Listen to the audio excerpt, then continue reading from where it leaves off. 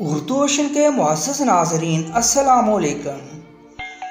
حضرت محمد مصطفیٰ صلی اللہ علیہ وآلہ وسلم نے ارشاد فرمایا کہ ایک شخص کا انتقال ہوا تو قبر میں اس سے سوال ہوا کہ تمہارے پاس کوئی نیکی ہے؟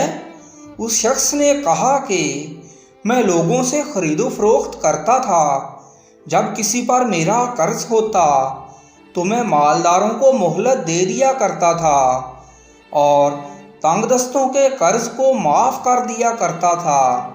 اس پر اس شخص کی بخشش ہو گئی۔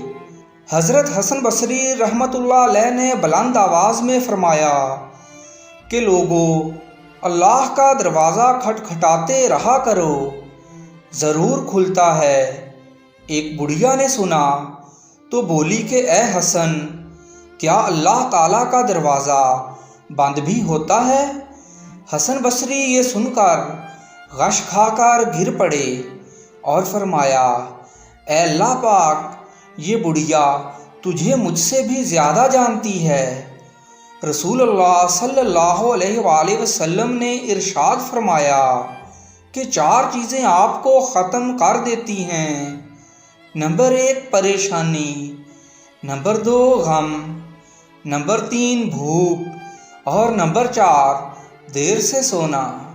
ناظرین کرام، آپ سے گزارش ہے کہ ہمارے چینل کو سبسکرائب کر دیجئے۔ شکریہ۔